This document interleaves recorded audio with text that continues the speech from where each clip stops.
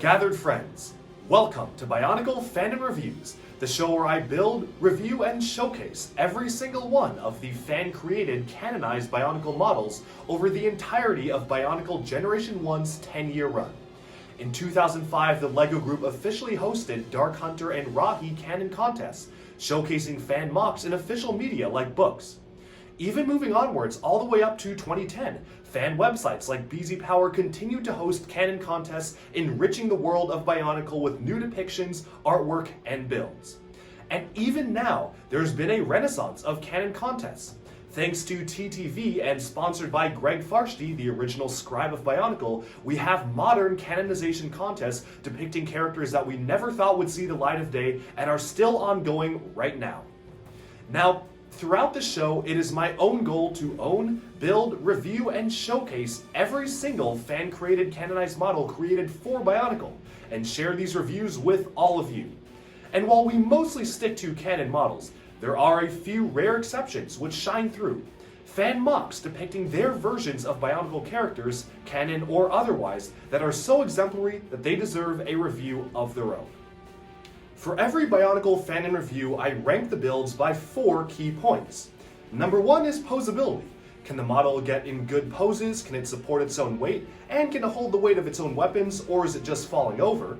Number 2 is building techniques. Is the model just regurgitating stuff from existing LEGO sets, or is it trying something new and doing that well as using unique parts usages? Number 3 is overall aesthetics. How good does the model look completely agnostic of storyline relevance, and is it generally aesthetically appealing? And finally, number 4 is believability in universe, which means that does the storyline given to the model by the Bionicle story team make sense given how the model is built, and does the model scale well next to some representative samples from the Bionicle universe? And with that, let's consider these 4 points and more as we jump into a brief story and lore explanation of today's featured build. Alright, so for today's Bionicle Fanon review, we have another of the Toa Hagah, this time Toa Pouks. So Pouks was a member of the Toa Hagah who were the elite guards for Makuta Pterodax, protecting the Brotherhood of Makuta, until they realized the Makuta weren't all that good, so they revolted against them, stole the Evoki or the Mask of Light, but unfortunately were mutated from Toa Hagah into Rahaga in the process by Rudaka's Rotuka Spinner.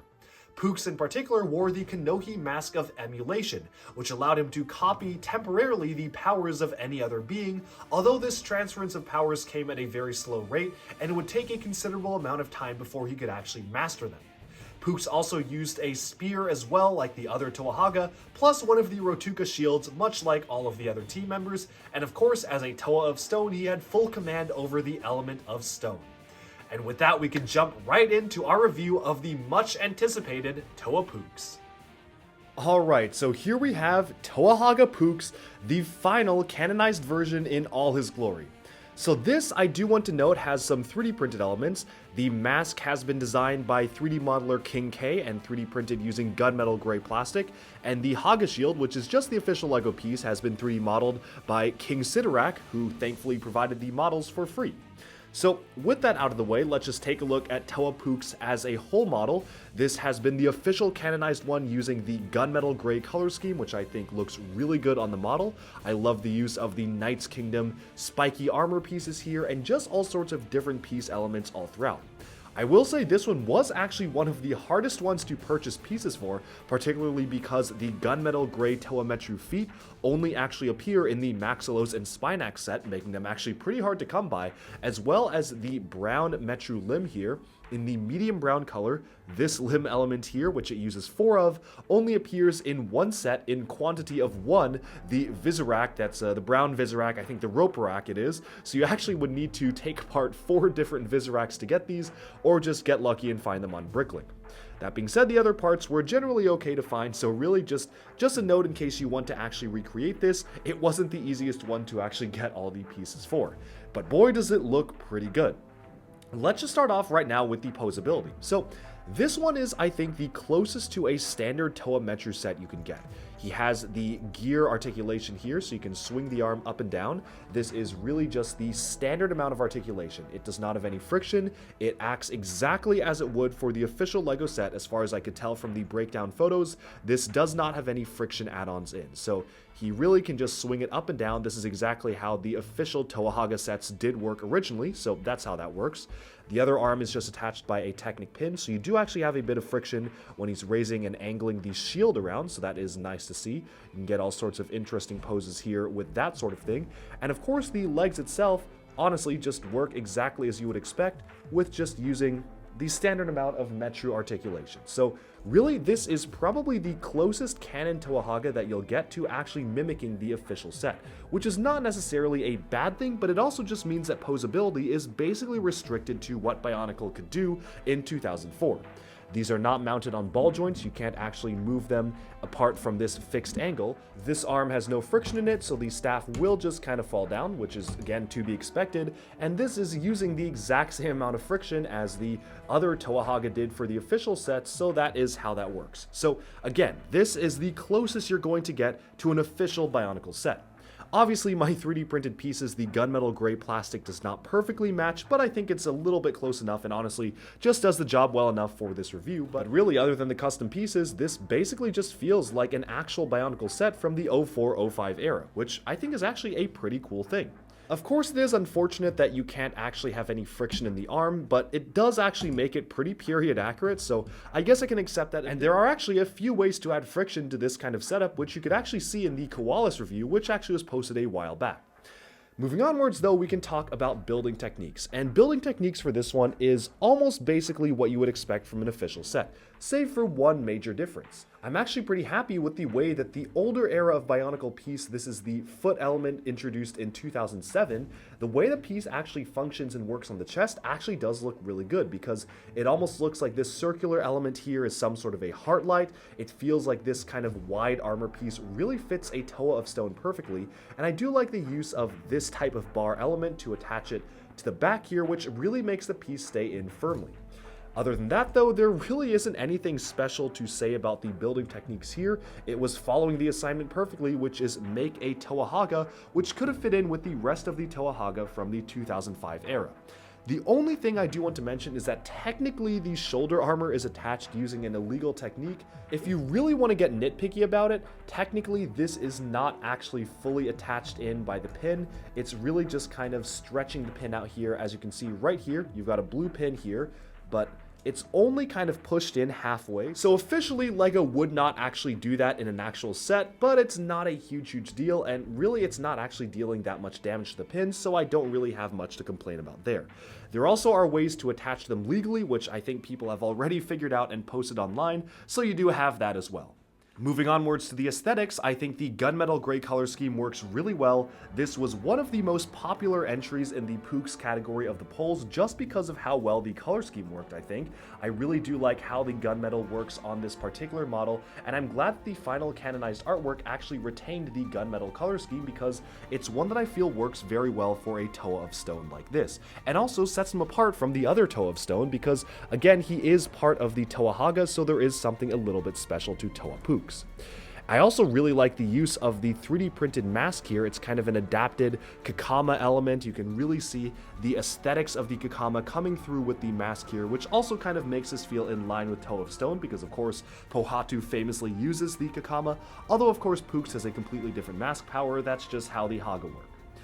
With that, we can probably move on to comparing him alongside some representative samples from the Bionicle universe. Much like the other Toa Hagah review, I wanted to bring over the two official Bionicle Toa Hagah sets. So on one side here we have Iruni, the Toa of Air, and on the other side here we have Norik, Toa Hagah of Fire. And one thing immediately you can see is just how well he fits in with the rest of the Toa Hagah. I've also brought alongside Hagah Pouks right down here at the bottom just as a comparison for his other form because, of course, these two are meant to be the same character, although there really aren't too many comparisons that can be drawn here because, of course, the Hagah were just kind of doing their own thing. So immediately, again, I do want to note that actually this is even more accurate than these models are for being an official set. I have actually modified my Toa Norik and Iruni to include ball joints and remove the gear function, because that one I didn't really like how it didn't have any friction, but without that, he is using the exact same amount of articulation as the official sets would. So this is even closer to the official sets than what I actually have set up right here. That being said, I am very happy with how most of the Toa Hagah look as a team. I think they work really well together. All in all, I'm very happy with the overall design of the Toa Hagah themselves, and I think they function really well as a cohesive team. There's really not too much else I can say about that other than just give believability in universe a 10 out of 10. I'm just very happy with how they all look as a whole. But kind of pushing them to the background, we can now focus on the rest of the review points for Toa Hagah Pouks in particular. And starting off with posability, I think in terms of posability, this one is a bit of a tough one, because of course he's just using the standard Toa Metru amount of posability, which means that you've got no friction in the arm gear function, you basically just cannot move the arms outwards at all, they're kind of fixed on axles, and that definitely makes it feel more accurate, but it also does make it feel like there could be more posability-wise options you could have gotten out of a model like this in today's day and age. And because of that, I'm going to give posability a 6 out of 10.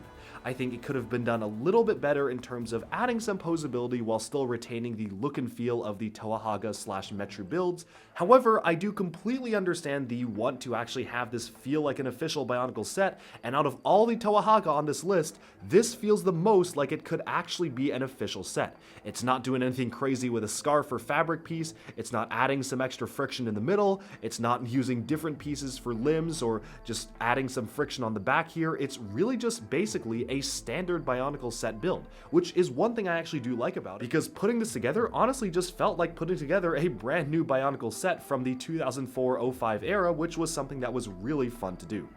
Moving on from that though, we can talk about the overall parts usages and building techniques. Again, I did mention this is just using the standard parts usages for the Metru build. I do like the use of the larger foot element, the 2007 underwater foot element here, which looks really fantastic on this model. Really like the use of it as a chest plate, as well as the Knight's Kingdom armor. I just think it works well for the shoulder elements. The artist in particular for the winning canon artwork particularly drew this spear piece, which is from the Legends of Chima buildable figures, as the spear tip for Pouks, which I think actually fits in pretty well. Some people complained it doesn't really fit in well with Bionicle, but honestly, if you look at, say, Norik's piece, this also doesn't really have any pistons or anything on it, so I think that this fits in fairly well with the rest of these spear tips. The other one actually was a Hero Factory piece, which is what one of the other artworks and the original model proposed, which I think actually does not look quite as good as this particular piece does. Moving on though, for just the overall building techniques, it is again just an official Bionicle set, so I think it just deserves probably a 6 out of 10. It's not doing anything too crazy, but it's also not doing anything out of the ordinary that actually actively makes it break out of the limitations of the team. It just functions very well as a model that fits in with the rest of the Toa Hagah. Moving onwards, we can then talk about overall aesthetics. And aesthetically speaking, I'm very happy again with the color scheme. I like the parts usages, and I think that best of all, this does feel and fit in with other official Bionicle sets. And that's really all you would expect out of a model that's meant to fit in with canon. And so aesthetically speaking, I'm going to give this an 8 out of 10. I love the color scheme, the mask choice, I love the armor molds, pretty much everything is really good about this model. I just think that maybe posability wise could have factored into aesthetics a lot more. Having the ability to actually get this into more unique poses really could have upped the aesthetics in my mind. But other than that, this is a fantastic model. And with that, we have summed up our review of Toa Hagah Pouks. Let me know down in the comments below, do you like this model? Are you happy it won the canon contest? Or were there any other models that you wish won instead of this one? Definitely stay tuned to Duckbricks for even more reviews of the rest of the Toa Hagah coming very soon. I am incredibly excited to bring all the reviews to you. I will be spicing it up. We're not going to have straight weeks of Toa Hagah, so I'll probably add in a few weeks here and there of other reviews, but definitely stay tuned because eventually we will be getting to all of the canon Toa Hagah and wrapping them all up in a final canon video showcasing the entire Toa team together. So stay tuned for that. I hope you enjoyed this video, and thank you all so much for tuning in. Every single Monday there will be a new Bionicle Fanon review unless otherwise stated. So thanks so much for tuning in, and bye bye for now.